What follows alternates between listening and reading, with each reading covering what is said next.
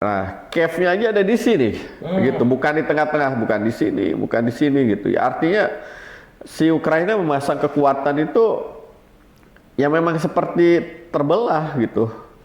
Jadi dia goyah ya secara pertahanan. Jadi kalau kita ngomongin perang, kita perlu juga memetakan valuasi ekonomi. Valuasi ekonomi dari sisi apa, sumber daya alam. Indonesia itu kalau kita lihat dari garis pantai aja banyak banget. Garis pantai kan bisa dibangun apapun lah. Garis pantai bisa tambak, bisa garam, bisa macam-macam. Oh ya, betul banget. Bisa mangrove dan lain-lain. Itu valuasi ekonomi tinggi banget. Terus kita ngerembet sedikit jauh, berapa kilometer atau berapa meter dari garis pantai ada apa? Ada kedalaman laut, ada terumbu karang. Di dalamnya ada gas, di dalamnya ada apa? Wah, itu Parah.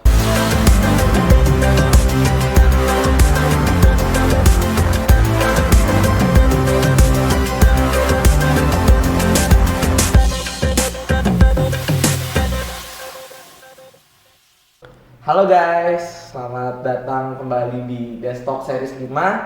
Kali ini tetap bersama saya nih Rafa dan juga narasumber kita kali ini Om Des. Asik. Oke, keren. Oke, jadi di Desktop Series 5 kita kali ini nih kita mau bahas tentang sebuah pembicaraan yang kayaknya lagi hangat-hangat dikit nih guys. Nih bisa kalian lihat langsung bahwa kita ini akan membahas tentang geopolitik. Mungkin kalau dari aku dulu ya Om ya, aku itu sebatas tahu geopolitik itu cuman kayak unsur ada geografi tapi di dalam politik nih, mau itu tentang kewilayahan atau apapun ya mungkin sesimpel itu aja nih geopolitik yang aku tahu. Nah mungkin langsung aja nih tanpa banyak basa-basi kita tanyakan ke Om Des langsung. Apa sih Om geopolitik itu? Oke, halo sobat Dasmap. Geopolitik itu sebuah bidang keilmuan ya. Itu menggabungkan unsur-unsur atau aspek-aspek bidang geografi terhadap kondisi politik gitu. Yang mana dari geopolitik itu nanti juga banyak dampaknya ke dalam kehidupan suatu negara ataupun wilayah kayak gitu. Jadi simpelnya menurut ChatGPT atau sumber-sumber lainnya pasti ya nggak beda-beda jauh. Intinya integrasi antara perspektif geografi terhadap politik. Terhadap politik, oke. Berarti betul nggak nih Om kalau misalnya belakangan ini mungkin geopolitik ini dikenalnya sebagai wawasan Nusantara tuh betul berarti? Wawasan Nusantara ya. Iya. Bisa jadi betul, cuman untuk apa kalangan-kalangan atau pelajar-pelajar yang mungkin levelnya belum sampai, yaitu agak sedikit berat gitu. Berat ya, betul banget sih. Soalnya kayaknya belakangan yang mungkin agak ke up di lingkungan masyarakat nih mengenai wawasan Nusantara kayak gitu. Nah, sebetulnya yang pengen kita tahu lagi nih sebenarnya geopolitik itu seberapa penting nih Om dalam jalannya sebuah negara? Oke, pertama saya ingin garis bawahi dulu ya, saya bukan seorang yang expert di bidang geopolitik, tapi karena background saya adalah geografi dan terus berkecimpung di dalam data dan senang memperhatikan politik. Jadi perspektif saya bisa jadi berbeda ataupun keliru di dalam dunia akademisi, paling kayak gitu ya, biar nggak salah tangkap. Tapi insya Allah akan memberikan yang terbaik terkait analisa di geopolitik. Oke. So boleh duluan tadi pertanyaannya gimana? ya seberapa penting sih geopolitik dalam jalannya sebuah negara? Oke. Geopolitik itu kan sebenarnya adu kekuatan. Gimana tuh? Adu kekuatan politik, cuma dilihat dari lingkup geografis. Oke. Nah, Case-nya gimana nih? sebenarnya yang berpengaruh terhadap sebuah negara atau sebuah wilayah, ya anggaplah kita negara ya, sebenarnya politiknya sangat berpengaruh, berdampak kepada kehidupan suatu negara. Nah, politik itu bisa menang ya, bisa menang ataupun mendapatkan kekuasaan kalau dia mengerti. Mereka mengerti bahwa ada aspek-aspek geografis yang ternyata mempengaruhi politik. Nah, gimana tuh? Gitu. Sehingga di geopolitik ini untuk memenangkan suatu kekuasaan itu dia bisa tahu di mana yang harus dia kejar lebih dulu, wilayah mana yang harus dikuasai lebih dulu gitu. Jadi nggak strategi untuk berkampanye, strategi untuk memperebutkan kekuasaan itu tahu yang mana dulu wilayahnya. Nah, itulah geopolitik. Gitu. Bahkan singkat yang aku tahu itu karena aku juga dari geografi, bahwa geografi di UI itu berdirinya atas dasar waktu itu permintaan dari tentara AD nih Om. Itu kalau nggak salah buat pemetaan gitu loh, topografi. Dan mungkin kalau misalnya dikaitin sama geopolitik itu bisa jadi salah satu unsur kenapa geografi penting gitu ya dalam politik ya. Bahkan kayak yang aku tangkap jadinya kayak buat pertahanan negara aja penting nih geografi kayak gitu nih Om. Betul. Cuman di dalam geopolitik itu tidak hanya topografik, tidak hanya muka bumi, tidak hanya fisik, gitu. Tapi ada banyak variabel yang mempengaruhi itu. Nanti kita bahas. Sip. Nah, kalau gitu pengen apa ya? Kita bakal mencoba nih Om, gimana ya? Kita follow up ulang aja sih Om ini tentang geopolitik, tapi kita ambil case yang udah ada nih Om, yang mungkin sampai sekarang sedang berlangsung nih Om, mengenai Ukraine versus Rusia nih Om. Nah, kalau dari Om sendiri nih, kira-kira pandangan geopolitik ini kayak gimana nih Om dalam Rusia versus Ukraina ini? Oke teman-teman, sobat Dasweb semua, Bapak Ibu sekalian. Jadi geopolitik itu sangat menarik ya.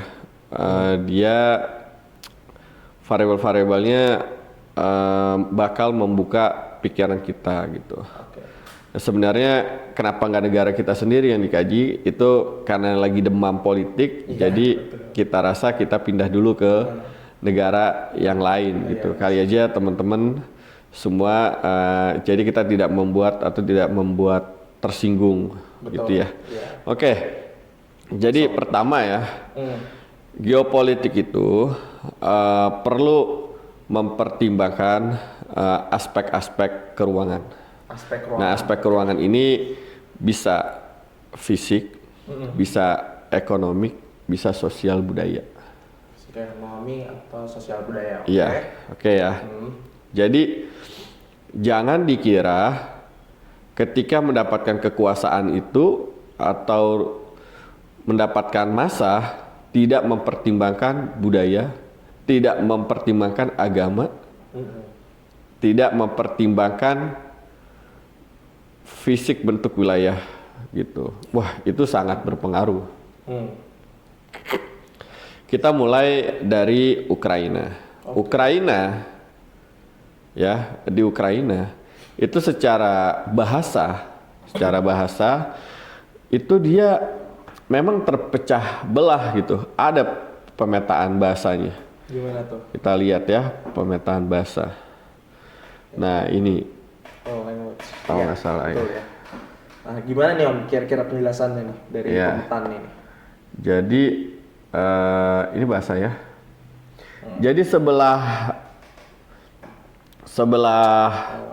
timur itu ya, itu banyak dia menggunakan bahasa Rusia gitu. Bahasa Rusia. Terus sebelah barat lebih sedikit menggunakan bahasa Rusia dalam kehidupan sehari-hari. Ini lihat ya, semakin dia tebal, ini semakin banyak biru nih, menggunakan ya, arah timur tuh. ya, semakin banyak menggunakan bahasa Rusia, gitu. Terus kita lihat juga di sini ada sungai, ya, ada sungai besar yang membelah antara dua wilayah barat dan timur. Nah, berarti teman-teman perlu tahu juga seperti apa sih topografi di sana gitu, fisiknya sih kita lihat. Nah, lihat ya, jelas ya. Ini topografik, dia semakin merah, semakin tinggi, semakin hijau, semakin datar gitu. Di sini jelas banget ya bahwa ada perbedaan wilayah gitu. Jadi si Ukraina memang terpecah karena faktor alam yang pertama. Ada sungai yang membelah, terus topografiknya kiri dan kanan gitu ya, atau barat dan timur. Itu memang membuat perpecahan. Dan di mana yang bagian timur ini sangat dekat dengan Rusia gitu. Yang barat dekat dengan Polandia. Nah, ini kan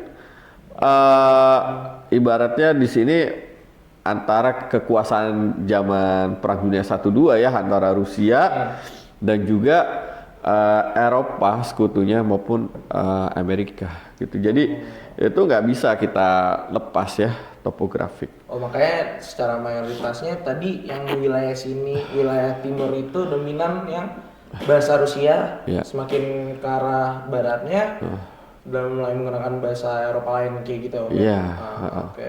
Jadi kalau teman-teman lihat ya, Sobat Dasmap lihat ya, karena bentangan alam seperti ini orang penggunaan kanan sama kiri ini pasti beda. Belum kalau kita lihat dari sisi iklim, atau ini bisa jadi yang lokal ya, cuaca lokal ini bisa jadi berbeda gitu. Nah, lalu di sini ada Kiev, ini kan yang ibu kotanya ya.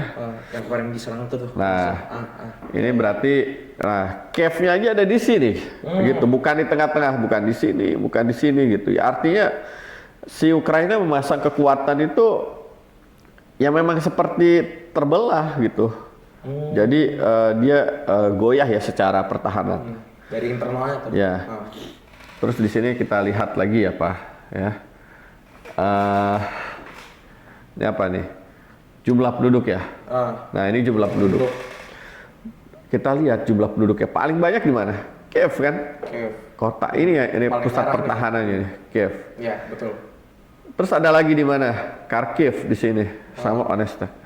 Lah ini kan dekat banget dengan Rusia, gitu. Iya. Ya. Ya, ada sebelah barat, tapi ini jauh loh. Tadi ingat di sini ada topografi ya. Ini jauh. Gunungan kalau nggak salah tadi. Ya, terus ada di sini. Ya, artinya ini memang terpecah gitu. Dan ini geopolitik dari sisi jumlah penduduk, tadi topografik ya, yang membentang, yang membelah. Terus dari sisi bahasa ternyata ya, lihat tuh. Yang bagian selatannya pun ternyata bahasanya Rusia. Berarti kalau kita lihat di sini, ya kita lihat di sini nih, kalau ngomongin politik kemungkinan besar di sini adalah Rusia nih. Nah, ini pendukung Rusia nih, ya. Nah, di sini baru Ukraina. Tapi itu harus dibuktikan sama data, gitu. Nah, data apa lagi yang menunjang? Nah, teman-teman harus bisa lihat data-data yang kiranya menunjang lagi. Kita cek ya, election, pemilihan umum. Ini lihat, ini tahun 2004. Ini 2000. Oh, ini etnik ya. Ini kita lihat sekarang tahun 2004 dan ini 2010. Ini pemilihan. Lihat ya. Jelas banget kan? Tuh, saya tadi menggaris saja tuh, ini mirip banget sama budaya gitu, budaya dan fisik tuh. Budaya dan fisik ya. Jadi teman-teman lihat tuh. Electionnya di Yanukovych. Ya, ini udah membuat perpecahan. Sekarang gini, kita orang awam melihat perpecahan kayak gini pasti sudah tahu, oh yang ini pasti pendukungnya Rusia, yang ini pasti pendukungnya Ukraina, kayak gitu. Itu 2004. Kita lihat 2010, ada gak perbedaannya? Ada, tapi dikit banget, sangat dikit. Ini pemenang-pemenangnya. Masih sama nih. Iya, bentuk polanya hampir sama. Artinya, ya memang kekuatan adu kekuatan itu sudah ada dari sejak lama ya. Ini aja peta 2004 berarti sudah dari Ukraina merdeka sebenarnya bisa jadi sudah mulai terpecah kayak gitu. Nah ini tadi bahasa, terus ini etnik ya. Nah, kita kembali dulu. Nah ini etnik, lihat nih. Lihat aja dah. Gak usah pakai apa-apa gitu ya nih, etnik apa. Yang polanya hampir sama yang merah. Di sini udah Ukraina ya. Ukraine speaking. Terus yang Rusian ini yang sebelah timur tadi tuh. Nah, udah kepecah. Jadi bahasa budaya kepecah. Belum kalau ngelihat peta-peta yang lain ya di sini ya. Ini presiden election sih. Iya, ada banyak di sini. Oke, parlemen. Polanya sama lagi Om ya? Sama, polanya semua sama. Ini yang bagian barat, ini bagian timur. Ya, bisa polanya teman-teman sama semua nih, sobat Dasmuk nih kalau diperhatikan. Nah, cuma yang perlu diperhatiin, kenapa mereka sampai berperang kan? Alasannya kemarin itu, ya itulah antara Rusia dan Eropa NATO gitu ya. NATO. Tapi di balik itu juga ada kita bicara income yang besar gitu. Nah itu salah satunya adalah gas. Mungkin pernah heboh ya. Jadi Rusia merupakan supplier gasnya Eropa gitu. Dan itu mau lewat mana? Ya lewat Ukraina. Nah ini petanya. Jalur-jalur gas dari Rusia ke Ukraina. Nah ini kan dia lewat sini pasti kena bayar pajak juga ke Ukraina gitu ya. Artinya kalau mau besar income Rusia ya mau nggak mau ini diambil lah seberapa tempat, apalagi dengan budaya dengan topografi yang ternyata memang sudah terbelah. Ya mau nggak mau sangat gampang untuk Rusia membela diri atau mengajak itu ya perang lah ibaratnya. Ya artinya kekuatan Rusia itu sudah terdukung dari masyarakat Ukraina itu sendiri. Gitu ya. Mungkin kalau kita ngelihat dari segi bahasa segala macam kan ini etnis-etnis yang cenderung dia dekat dengan Rusia gitu. Ini dari istilahnya kalau bisa dibilang nih secara geopolitiknya nih ya, ini dari sosial budaya berarti nih ya. Ini sosial budayanya terpecah ya. Jumlah penduduknya tadi juga terkubu-kubu. Barat timur. Alamnya juga terbelah. Gitu. Topografi tadi juga kalau lihat jadi ada dua sisi, ini barat, ini timur kayak gitu. Terus dari ekonomi juga tadi si gas tadi bahkan sempat ada beritanya ya, begitu Rusia stop ngemasok gas buat Eropa, langsung negara-negara Eropa itu bersatu buat nge-embargo Rusia kalau nggak salah tuh. Berarti sebegitu pentingnya bisa kita lihat bahwa geopolitik itu benar-benar teman-teman efeknya. Jadi secara analisa yang udah dijelaskan tadi sama Om Desa itu ngeri banget nih kekuatan geopolitik. Ya kan Om ya. Ukraina itu menurut pakar-pakar geopolitik sudah diprediksi ketika mendekat nanti suatu saat bakal perang lagi. Gitu. Ya karena kondisi mereka memang secara geopolitik kurang bagus ya antara barat dan timur gitu. Memang sudah ada tanda-tanda perpecahan seperti itu. Iya, nih tapi kalau misalnya aku boleh nanya nih, apa emang dia satu-satunya jalan pipa gas Rusia itu lewat Ukraina doang atau ada dari negara misalnya dari Belarus lagi atau dari sebelah mana? Ya sebenarnya kan Ukraina itu pecahan dari Uni Soviet ya. Uni Soviet dulu. Jadi dia lebih gampang lewat situ. Pasti sudah pernah ada jalur-jalurnya juga sebelumnya dari situ. Oh iya. Gitu. Secara majoritinya itu melewati Ukraina ya dia. Sekarang pertanyaannya gini, kenapa sih orang mau memperebutkan wilayah? Taruhlah Rusia mau mencaplok sebagian wilayah Ukraina di sini.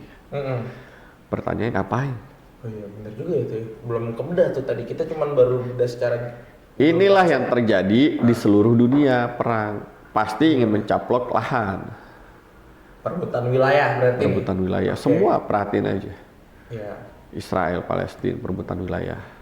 benar. Itu benar. Terus apalagi coba Pasti yang kebanyakan terjadi perebutan perang-perang Taiwan dan Cina, perebutan wilayah. Iya, benar Ya. banget malah. Di daerah-daerah Afrika juga kalau saya perang-perangan juga banyaknya Nah, perebutan wilayah sih. Pertanyaannya kenapa mau berebutan wilayah? Kalau misalnya keunggulan fisik gimana? Maksudnya di antara dua negara itu ya pasti ada salah satu alamnya yang lebih condong, lebih dominan sehingga lebih menguntungkan kalau misalnya dia bisa mendapatkan wilayah itu. Nah, Benar nggak tuh? betul. Jadi ada faktor ekonomi. Ekonomi, benar. Bisa. Jadi tidak mungkin terjadi peperangan tanpa dipicu faktor ekonomi. Nah, ekonomi yang terkuat Ah, adalah sumber daya alam. Karena Oke. pasti itu laku, Oke. pasti gampang dijual. Iya. Contoh setuju sih. misalnya di wilayah Natuna ada perebutan gitu ya, Iya. antara Cina, Indonesia sama Iya. negara lain lah. Ah. Kenapa berebutan? Pertanyaan gitu. Kelimpahan sumber daya alam ya. Pasti, itu sih. pasti. Oke, terus Afghanistan dulu Afghanistan, atau Irak ya, minyak ya? Irak. Masalah ya? Nah, minyak Ah, kayak gitu. Jadi teorinya begini. Ketika jumlah penduduk suatu negara atau suatu wilayah semakin banyak, ya, makin banyak, maka lahannya semakin sedikit. Karena tadi perkembangan penduduknya. Iya, dia melakukan urbanisasi kan, bangun rumah. Jadi lahannya kan makin dikit. Makan terus tuh lah. Sawahnya habis, ibaratnya lama-lama sumber daya alamnya habis. Oke. Kalau sudah habis seperti itu, dia akan mengalami stuck suatu negara, bahkan bisa turun. Akhirnya apa? Ekonominya turun. Ketika ekonominya turun, banyak pengangguran, masalah segala macam. Nah, tinggal di situ mau berkorbannya di mana, berjuangnya lagi gimana, ekspansikah berdagang di luar negeri atau mencari lahan lain yang baru, supaya apa, lahannya bertambah dia kan ekonominya bisa stabil lagi. Tapi kalau misalnya untuk case Rusia nih, bukannya Rusia itu sebenarnya udah cukup besar ya wilayahnya? Cukup besar, Ah. tapi kan kita dari segi ekonomi kita belum analisa ya. Kalau dia mau ngasih segini aja wilayahnya, dia income-nya tambah berapa? Oh iya, balik lagi tuh return ke Kita belum, Rusianya kita nggak tahu. lebih banyak lagi ya, pasti ya. Gitu. Ternyata dia segini udah mencapai kekayaan separohnya Ukraina. Lumayan lagi buat negara Rusia dong kalau kayak gitu. Itulah bedanya negara-negara maju sama negara-negara berkembang ke bawah lah. Dimana negara-negara maju itu kan udah canggih cara pikirnya ya. Pasti geopolitiknya juga canggih ya. Betul sih. Dia tahu lah mana yang harus dicaplok, mana yang enggak. Makanya pertahanan mereka nomor satu harus bagus, dia pasti punya pangkalan militer yang kuat segala macam. Sementara kita nggak begitu bagus seperti mereka gitu. Nah, kita bahaya sebenarnya. Secara apanya nih? Om? Secara geopolitik untuk diserang sebenarnya berbahaya. Iya lagi, benar lagi. Cuman memang perbedaan antara orang-orang negara menengah ke bawah sama negara maju itu memang ya beda tujuan lah. Ada tujuan. Negara-negara menengah ke bawah kan yang penting bisa makan, Iya. kayak gitu. Belum nyampe dia mikirin untuk memperebutkan wilayah. Mana ada mikir Indonesia pengen Nyampok wilayah. jarang ke Singapura, nggak ada ya. Nggak ada sih. Pada Singapura sekecil itu. Iya sih, nggak ada sih. Belum. Cina sama Taiwan jelas. Yang nggak ada ya kita kan, karena apa nggak ada? Ya karena secara undang-undang segala macam dunia kan udah digarisin ya. Iya sih. Tapi kan itu kan cahaya undang-undang garis kan masih bisa dilanggar sebenarnya kalau kita ngomong geopolitik. Secara kebutuhannya kalau Iya. misalnya kita ada yang butuh banget, mungkin bisa jadi. Nah sekarang dari Rafa kira-kira nih mengerti gak yang dimaksud geopolitik kalau ngeliat peta-peta dari Ukraina dan Ukraina lah terutama. Dari Ukraina nih ya geopolitiknya, ya masih ketangkapnya ya masalah perwilayahan aja sih kalau dari aku ya, maksudnya secara sudut pandang wilayah yang dari tadi kita udah obrolin. Mungkin yang bakal jadi pertanyaanku yang masih selalu ini secara posisi gini Om, maksudnya secara posisi siapa sih yang lebih diuntungkan kayak gitu Rusia dan Ukraina ini secara posisi ya? Kita bicara apa dulu? Kalau bicara HAM kemanusiaan, jelas yang dirugikan Ukraina. Secara kemanusiaan atau yang dijajah lah, semua negara dijajah pasti rugi. Tapi kalau dilihat dari faktor, misalnya ini kan kita baru dari wilayah ya, belum dari demografi penduduk juga ya. Tadi penduduk ada, itu kan kalau dari sisi kemanusiaan. Tapi kalau dari sisi ketahanan, militer, strategis, bisa jadi ya yang dilakukan sama Rusia benar. Dia kemarin mau gabung sama NATO. Kalau ada NATO di sini kan berarti gampang banget mengetahui kelemahan-kelemahan Rusia kayak gitu. Sempat ada, aku lupa kemarin nih isu konspirasi atau gosip gitu yang bilang katanya perang ini tuh bermula dari NATO yang dari Ukraina yang pengen gabung ke NATO. Iya. Terus udah gitu yang kita tahu bahwa adalah si NATO ini kan dominansinya dari bangsa Barat gitu kan. Ya dari musuhnya Rusia lah bisa dikatakan kayak gitu. Musuhnya Rusia betul. Iya. Jadi betul. Ya isunya tuh kalau misalnya Ukraina gabung ke NATO maka ya segampang itu NATO suatu saat Rusia mau ngapain tuh bisa kelihatan terus. Itu yang nggak pengen maksudnya yang Rusia tuh nggak pengen tuh itu. Ya betul, belum kalau dia ada nuklir, setahu kayaknya ada ya. Ya artinya kan mau ngancurin Rusia gampang. Iya. Jangan dipikir negara-negara itu maju itu baik lah, bisa support baik 100%, jangan pikir kayak gitu. Iya, betul lagi. Belum tentu, bisa jadi mereka suatu saat nyerang, dia nyiapin nuklir buat menyerang suatu saat. Kita nggak tahu kayak gitu. Siapa sih bisa membaca pikiran orang gitu atau negara gitu? Nggak ada yang bisa. Bahkan Rafa baca pikiran saya, hati saya juga belum tentu bisa. Gitu. Saya juga nggak bisa baca gitu ya. Paling kita cuma punya asumsi-asumsi. Betul.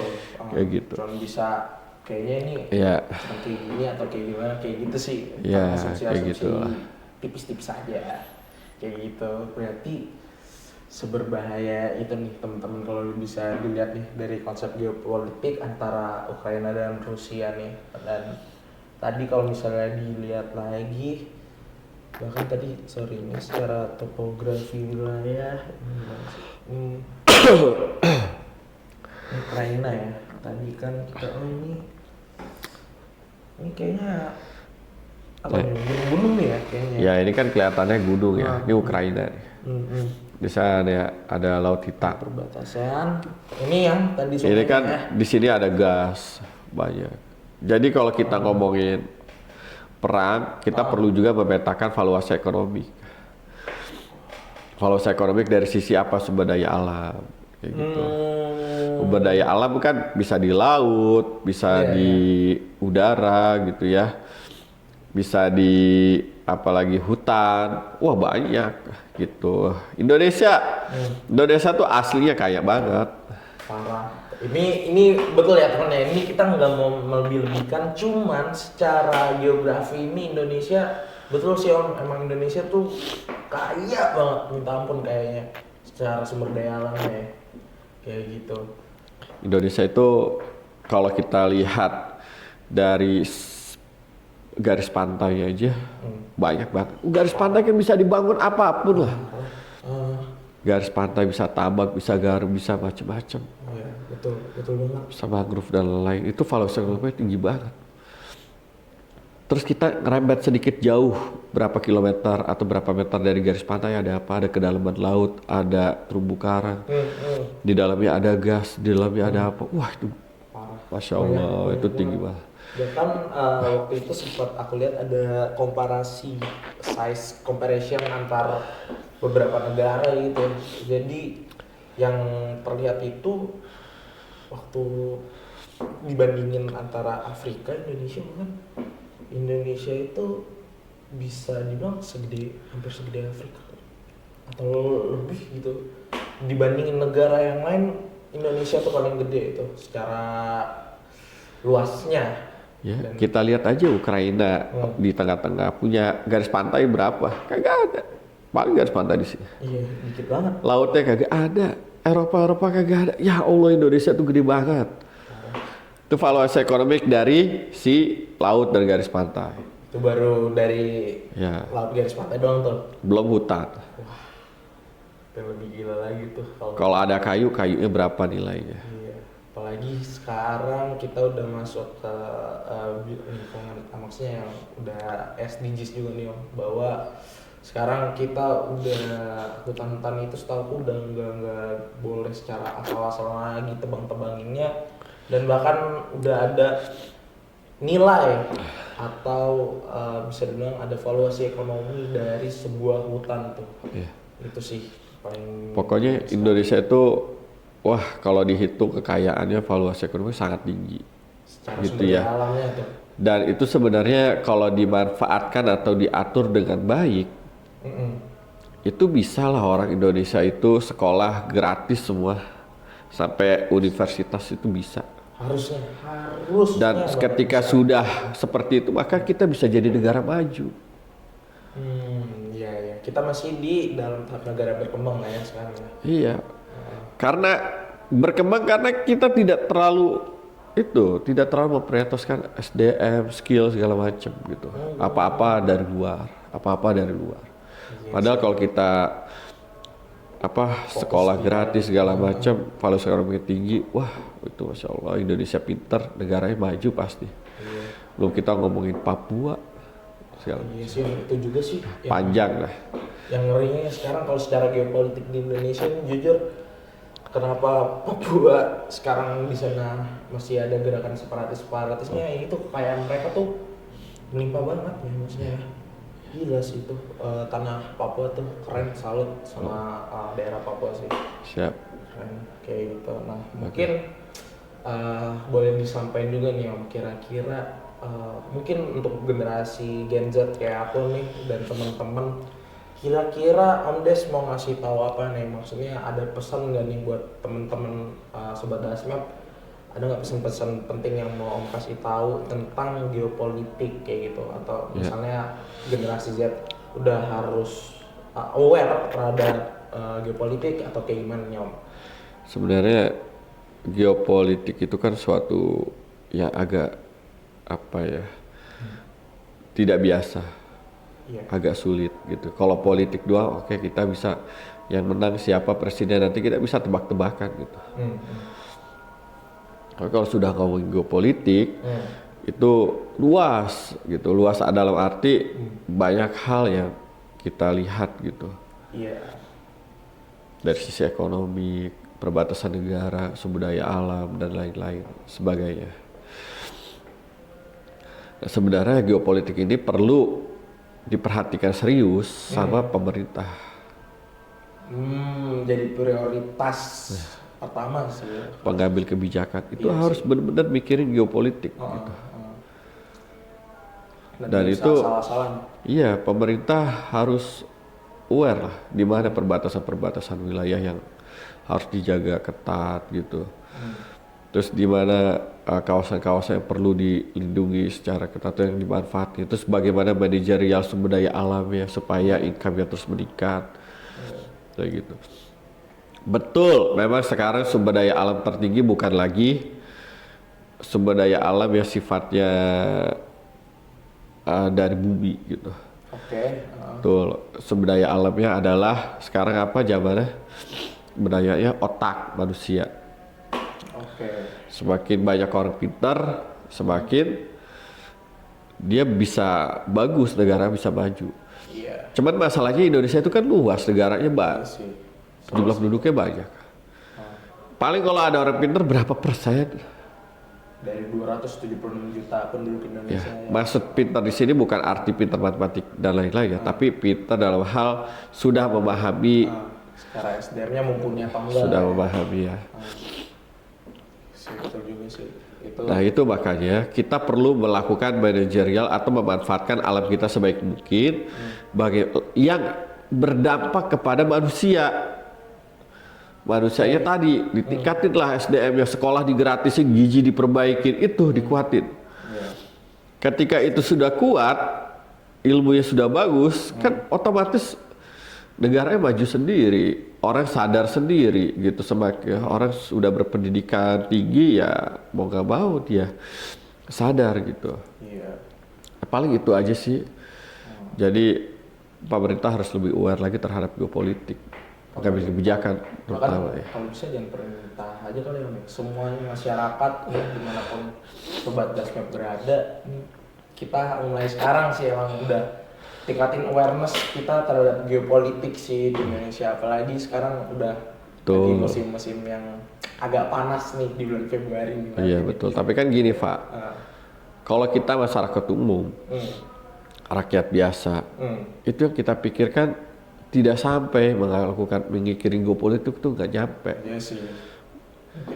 Ya kita pikirin itu perut kita masing-masing gimana bisa hidup, survive kayak gitu. Antara orang-orang yang geopolitik ini kan dia tidak hanya perut yang dipikirin, tapi juga passionnya, terus jati dirinya kayak gitu. Kalau dia serakah, ya dia ambil kekayaan Indonesia sebanyak-banyaknya buat pribadi dan keturunannya. Tapi kalau dia orang baik, dibagi ke masyarakat kembali gitu. Betul. Karena sebenarnya ketika dari masyarakatnya udah tumbuh, maksudnya secara pemikiran dan secara bisa dibilang secara SDM lah kita udah naik, pasti negara secara ekonomi dan lain-lainnya tuh meningkat ya Om ya. Bener kayak gitu, yang prinsipnya emang kayak gitu sih. Oke, paling gitu. Oke guys, jadi gimana nih guys, silahkan komen di bawah, nanti jangan lupa kalian like dan subscribe kalau kalian memang masih tertarik dengan Desktop kali ini. So ini Desktop series 5, see you on the next video. Dadah. Dah.